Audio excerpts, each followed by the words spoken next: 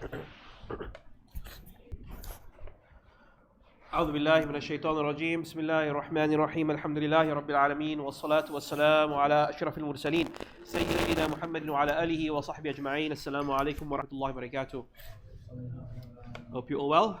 Alhamdulillah. Excuse me, I've just got a bit of allergies. I'm not sick. Alhamdulillah, it's just a bit of allergies. Someone's utter is heavy. I don't know. Alhamdulillah.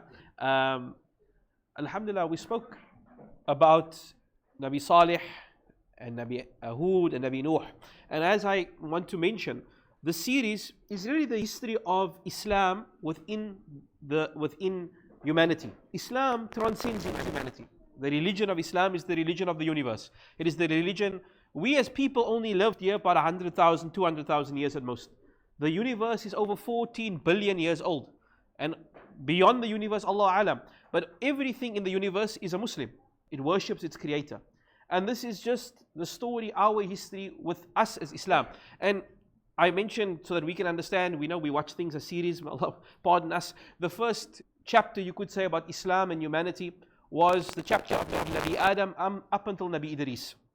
Humanity came to the earth, they only worshipped Allah, but they were people. They committed sin and back and forth, and Shaitan tried to mislead them, but could not get them to fall into shirk. Then chapter 2 begins with Nabi Nuh's people, and they commit shirk. And now you have a cycle of towns committing shirk, Allah sending a Nabi.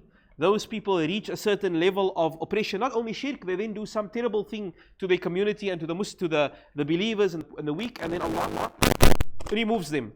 And the cycle repeats, and Allah subhanahu wa ta'ala says, Ya khasratan al ibad in Surah Yasin, how sad it is to you, O mankind. Why must you repeat the cycle again and again and again? And so we already spoke about 3 civilizations that were destroyed, Nabi Nuh's people, Ad, Thamud, and there were 2 more that will come, Nabi Lut's people and Nabi Shu'aib's people, and many, many more. Allah says that there are so many countless civilizations that they don't exist anymore. And you find their ruins all over the world. And a point came, sort of at the end of season 2, if you will, where shirk overtook Islam to the point where Islam became extinct. The Kaaba became forgotten. No more Kaaba, no more salah to Allah. Everywhere you went to, every place on earth, every person was worshipping a stick or a stone or a bone or a grave or an ancestor or a spirit or a tree, anything besides Allah. And it was as if though the world had completely been given into Shaitan. And then Allah subhanahu wa ta'ala would send the greatest man that would walk the face of the earth, Nabi Ibrahim. We'll talk about him inshallah this evening. I forgot our pro tip. First our pro tip before we get to Nabi Ibrahim. Pro tip. As I mentioned that we want to maximize our time. And one of the times that we have that subhanAllah is wasted time is in traffic. Sitting there in an hour in traffic, what can you do? Well, there's a good opportunity to have a what we call a wird, a specific list of adhkar. And this dhikr, subhanallah wa bihamdihi. Subhanallah wa bihamdihi. It's what you say in the sujood. If the Prophet says, whoever recites this 100 times, what do you get for saying 100 times? All your sins will be forgiven, even if it is like the foam on the sea. So you sit in traffic, it takes you maybe 5 minutes to say subhanallah bihamdihi, subhanallah bihamdihi 100 times, all your sins are forgiven. So alhamdulillah, make this part of your traffic routine, that inshallah, and every day will give you another dua that you can, a dhikr that you can recite. Subhanallah bihamdihi obviously means praise be to Allah. Subhanallah means praise and how perfect you are, Allah. Wa bihamdihi, and all thanks and gratitude is to you, Ya Allah. You are perfect and all gratitude is to you. Back to Nabi Ibrahim. So we said the world was in a place of complete darkness. Shirk had overtaken the world. There was nothing of value to Allah subhanahu wa ta'ala in the dunya. And He would send the man who undoubtedly is the most praised man on the face of the earth. All the Muslims, all the Jews, all the Christians admire Nabi Ibrahim. And in fact, it's even mentioned that the Hindus have a personality called Brahman, could be from Nabi Ibrahim. And every single person recognized that this man was one of the great the man who revolutionized humanity. And he brought Tawheed back into existence. He revived Tawheed. Allah describes him as the Khalil. It's the closest relationship you can have with another person. A Khalil, you tend to only have one Khalil. Your BFF, your Khalil is only one special person. You don't have another one. Allah subhanahu wa ta'ala is unique. He has 2 Khalils. The Prophet ﷺ Muhammad and Nabi Ibrahim. But Allah says in the Quran, and I took Ibrahim as my most intimate friend. That is, subhanallah. Also on the Isra and the Mi'raj, the Nabi ﷺ met many Anbiya. And he met Nabi Ibrahim in the 7th Sama, the highest Sama. And it's such a beautiful way he meets Nabi Ibrahim. Nabi Ibrahim, mashallah, you find his personality. He's a very chilled, cool character. He's a very easygoing person. And he finds, all the Anbiya are very formal, very, they're meeting the Nabi Sallallahu. It's very procedural. Nabi Sallallahu meets Nabi Ibrahim relaxing, like laying on his back in Bayt al-Ma'mur. Now Bayt al-Ma'mur is the haram of the angels. And the angels who come there can only come for one day in their life. Jibreel can only come there one day in his whole existence, and he can never come back. Make tawaf, make hajj, and he can never come again. So the angels also have a sawq. They also have a quota system. And so, Nabi Ibrahim has infinite access to Bayt al-Ma'mur. He can come and go as he please, and he's like just relaxing there. So he meets Nabi Ibrahim in Bayt al-Ma'mur. And he is, of course, of the 5 elite, and in fact, he is the second holiest Nabi after Muhammad sallallahu alaihi wasallam. The Quran mentioned his name 63 times, and he's the most mentioned Nabi after Nabi Musa alayhi salam, and it's the 14th surah of the Quran is Surah Ibrahim. What's amazing about Nabi Ibrahim is already from a young age. Many of the Anbiya, even Nabi Sallallahu Alaihi Wasallam, they became Nabis in their senior years. They were senior men, 30, 40 years old, they became Anbiya. Nabi Ibrahim as a teenager, 12, 13, he already had an inclination for what is right and wrong, and then Allah gave him inspiration. Allah subhanahu wa ta'ala says, وَلَقَدْ آتَيْنَا إِبْرَاهِيمَ رُشْدَهُ مِنْ قَبْلِ, that we bestowed on Ibrahim at a young age, guidance, rushd. He was a person of great intellect. وَكَانَ بِهِ عَالِمِينَ, and we knew well about him. وَاتْلُوا عَلَيْهِمْ نَبَأَ Ibrahim, and Allah says, recite to them the story of Ibrahim. إِذْ قَالَ لِأَبِيهِ وَقَوْمِهِ مَا تَعْبُدُونَ. Nabi Ibrahim could not understand what are these things you are worshipping. Now very interestingly, subhanallah, Nabi Ibrahim's father, Azar, his name is mentioned in the Quran. Azar was the idol maker of the town. Nabi Ibrahim lived in what is now Iraq, a city called Ur. Before Babylon, he lived in this town, and they were worshipping idols. And Nabi Ibrahim's dad was the idol maker of the town. And as a young boy, he couldn't understand, how is it that someone would come with terminal cancer, may Allah grant everyone who's sick shifa, they would come to Nabi Ibrahim's dad and say, I have this diagnosis, I'm sick, I'm barren, my crops don't want to work. Can you make an idol that looks like this and looks like that? Carve it for me, and then we can worship it, and the rain will come. And he said, I can't understand. Dad made that idol.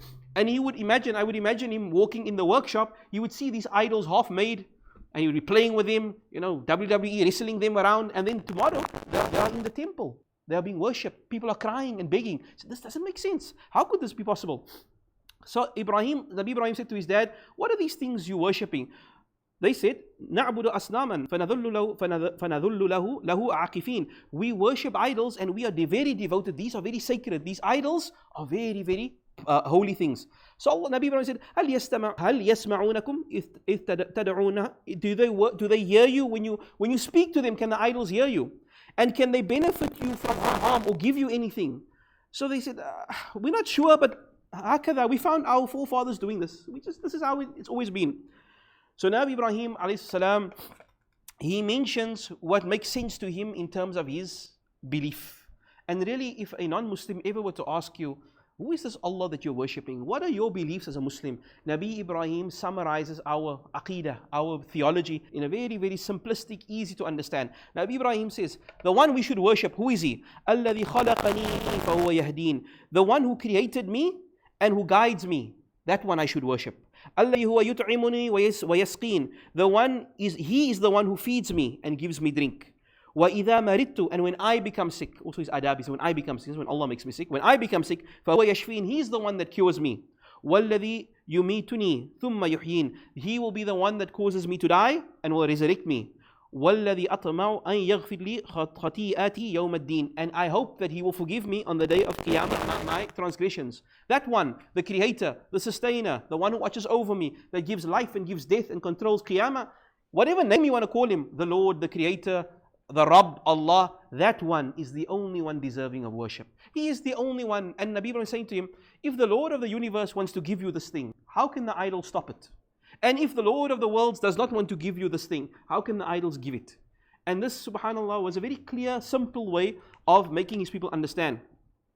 But yet they refused to listen. And as he became older, in their time, he became like a delinquent, rebellious teenager.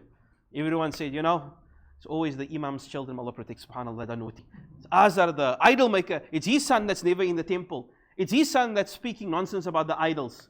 And Nabi Ibrahim is really, and there's this, you can look at Nabi Ibrahim's deep love for his father, and there's a very big sadness between Nabi Ibrahim and on account of his father. Nabi Ibrahim says, Ya abati, inni qad ja'ani min al-ilm, that, oh my father, I have received revelation. When he just becomes a Nabi, a young man, or a young boy still, min al-ilm, ma lam ya'tika fattabi'uni ihdiya sirat al-sawiyya.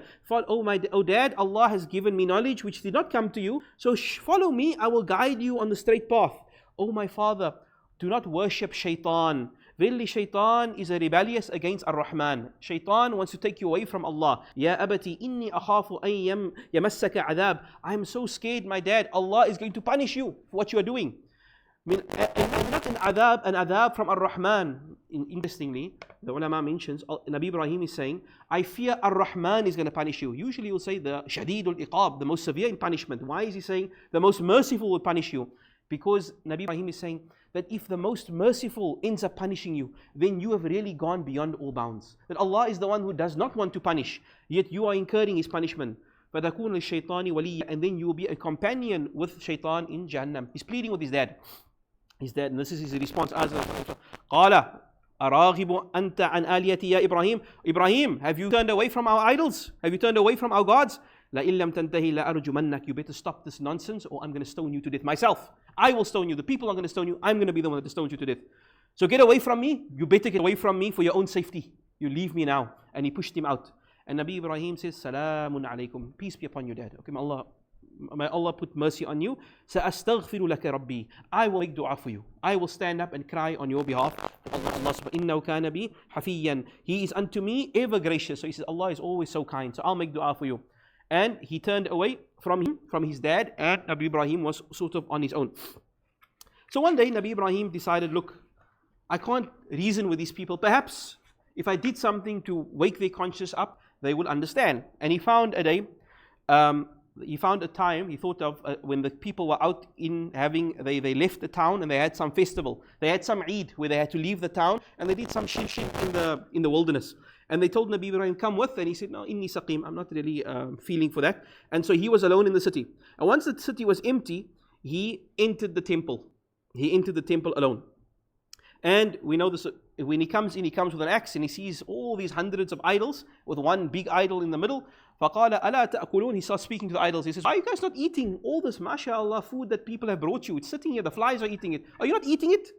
مَا لَكُمْ لَا تَنْطِقُونَ. I have this axe in my hand. Why are you people not speaking? You're stopping me. He's challenging idols, but of course there's silence in the temple. And he starts destroying the idols one by one by one. An act of vandalism. Right? He destroyed all the idols and he hung the axe on the biggest idol and then he went home. The next morning the Bilal opened the temple and he said, oh my gods, what happened to you? All the idols were broken. And who could possibly do this? So they called an emergency meeting. And they said, who could possibly do this? And they said, there's only this one naughty boy. We all know he's the bad one of the town, Ibrahim, Azar's son. And, they said, call him.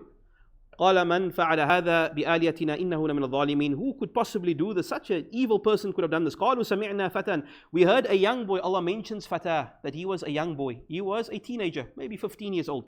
He's not a big man. This is a young boy. His name is Ibrahim. Call him. So they called him and they had a public gathering. So they said, Ibrahim, did you do this? أَأَنْتَ فَعَلْتَ هَذَا بِآلِيَتِنَا يَا Ibrahim? Did you do this to our gods, O Ibrahim? So Nabi Ibrahim stood there and he looked at the big one and he says, قَالَ بَلْ فَعَلَهُ كَبِيرُهُم. That one did it. He's got the axe. He's got the murder weapon. Why are you asking me? He's got the axe. هَذَا فَاسْأَلُوهُمْ إِن كَانُوا يَنْتِقُونَ. Why don't you ask, even if he didn't do it, he was here. He was an eyewitness. He saw what happened. So ask him what happened. And they went to them. So Allah says they retreated amongst themselves and they had a conversation. فَرَجَعُوا إِلَىٰ أَنفُسِهِمْ فَقَالُوا إِنَّكُمْ أَنْتَ الظَّالِمُونَ. They realized that, okay, Ibrahim is the one that did it, but clearly what he's saying, how do we dispute him? What he's saying is the truth. And that we are, how do we respond to this? So they said, just go and tell him. So they said to Nabi Ibrahim, you know, O Ibrahim, that these statues cannot talk. And these statues cannot do anything. And these statues can't fight. And they can't do anything. So how are you blaming him? So they said to Ibrahim, are you like crazy? Are you crazy to accuse an idol of doing it? An idol is an idol, he can't do anything. Uffun lak, you crazy. So Nabi Ibrahim said, Uffun lakum, are you stupid? Are you crazy?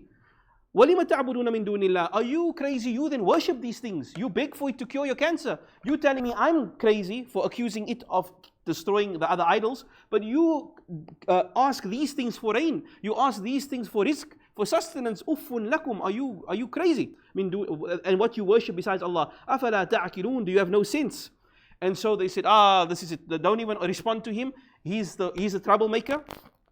And subhanallah, his dad, foremost amongst them, said, this boy, the only way to solve it is burn him.